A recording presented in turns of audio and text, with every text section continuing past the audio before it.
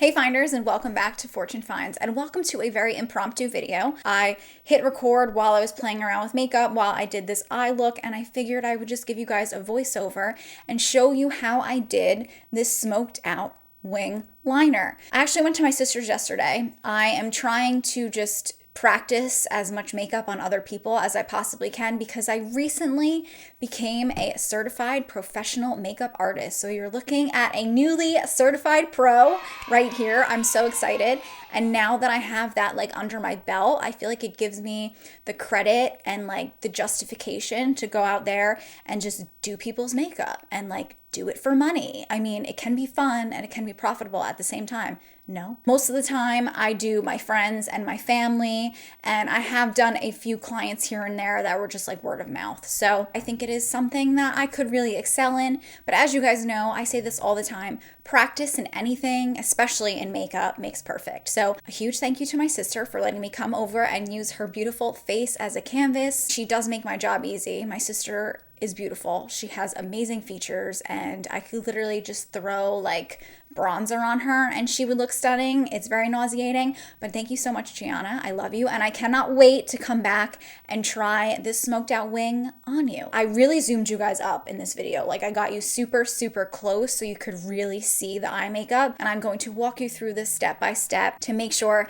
that you understand everything, that you understand and see what it is I'm doing, and that we can learn how to do this pretty sexy, if I must say so myself, technique together.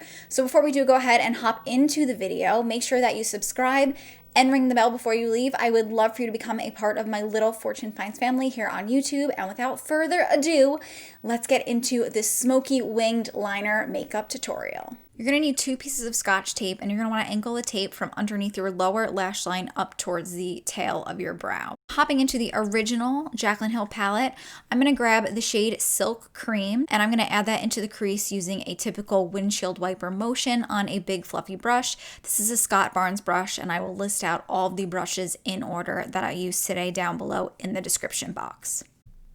If you are not using this eyeshadow palette, then I would just pick an eyeshadow that is 2 to 3 shades darker than your skin tone. Creamsicle and Pukey, and I used the same brush and I added them into the crease to create more depth and warmth to the eye. And I'm also going to run this up against the tape in order to start that winged, elongated cat eye effect. A lighter shade, this one is Enchanted, on a flat shadow brush, and I'm going to add that to my lid. I find the pop of brightness on the lid helps to make the wing itself look more dramatic, and because we are kind of going to close the eye in the sense that we're putting a wing up top and then smoking out the lower lash line, giving lightness to the lid will help make our eyes appear bigger. Taking that Scott Barnes fluffy brush, I'm just going to run that through the crease to help blend the light shade with the crease shades. MFEO, which is a light neutral beigey brown. Using that same Scott Barnes brush, I'm going to start building the wing with this shade, running it along the outer half of my eye, essentially stopping in the middle of my eye. There's no need to be too precise with this step. If you bring the shade up too high,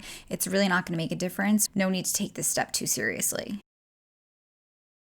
Taking the shade Roxanne, which is a warmer rusty brown, on a smaller fluffy brush, I'm going to run this over where I just put MFEO, but I'm keeping it a little tighter by using a smaller brush. As you start to darken the wing, you're going to want to keep each shade tighter and tighter to the lash line. So the darker you get in shade, the tighter you want to be, the closer you want to be to the lash line.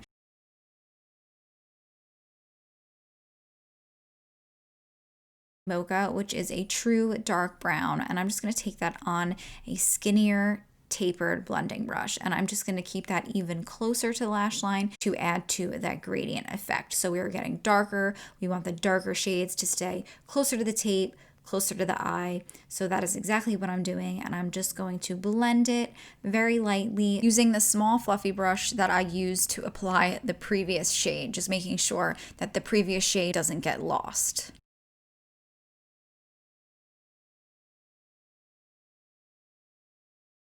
Hopping into Chip, which is an even darker brown, I'm going to take that on a fluffy flat brush. In terms of lid placement, I'm really keeping this to the outer portion of the lid, really just emphasizing where our wing would be. Gently blending it back and forth, but not, fluffing it too much because we really want to keep this shade close to the lash line.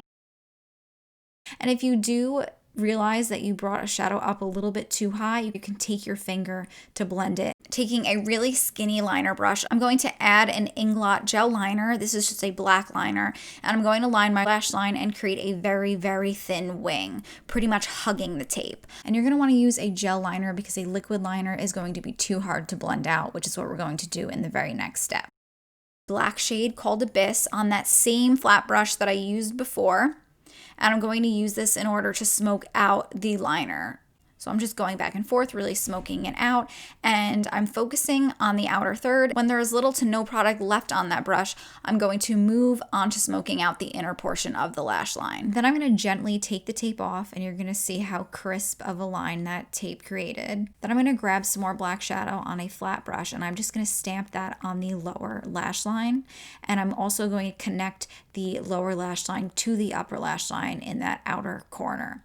I'm also going to go ahead and take this black and put it pretty close to the inner corner. I'm going to bring it in, but I'm going to stop right where that inner corner starts because I don't want to add darkness there because that will really close off the eye and make our eyes appear smaller. Then hopping into the shade Pukey on that flat fluffy brush we used previously. And I'm kind of just going to add that to the lower lash line, focusing more so towards the inner corner, just to bring that brown underneath as well so that it all ties together. Going back into that light shade that we used on the lid, I'm going to take that on a pencil brush and I'm just going to add that to the inner corner of my lid, again to help bring light and make the eyes pop. To further make the eyes look a little bit bigger, I'm just going to take a white eyeliner and I'm just going to line my lower lash line. You could take a white, you could take a cream. It's going to help open the eyes and again make them appear bigger. Then I'm just going to curl my lashes using my Tweezerman eyelash curler. And then I'm going to throw on some mascara. This is the Thrive Causemetics and I love this for dramatic eyes like this because this makes you look like you're wearing falsies when you're in fact not. Grabbing Enchanted one more time, I'm taking it on the same flat brush that we used to apply the same shade to the lid, and I'm just going to throw that underneath the brow bone to help make the brow bone pop and again add a little bit more light to this look.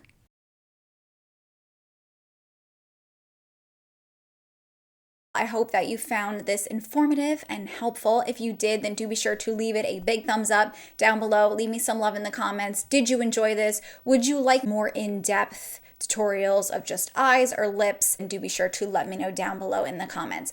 I really need to go because good Lord, my head is screaming. I usually don't wear like high ponytails like this. You know, I just feel like someone is constantly yanking on my head. Also, don't be fooled by this hairline. My hairline is not this dark and not this full because I filled it in, honestly. And I feel like I need to just say that because a lot of the times I sit there and I watch YouTubers or I see people on Instagram and I'm like, damn it. How do they not look like, you know, they have premature balding, you know? Especially when you pull your hair back. I mean, who has a perfect hairline? I know there are people, but those people make me sick. So I just feel like I need to address that because it doesn't look this good all the time. And if you would like to see, you know, my tricks and my tools as to how I fill my hairline in, then let me know down below. I would love to do a Fast Fix Friday on that topic for you. So thank you guys so much for joining me. Subscribe and ring the bell if you have not done so yet, and I will see you in my next one. Bye, Finders. Mwah.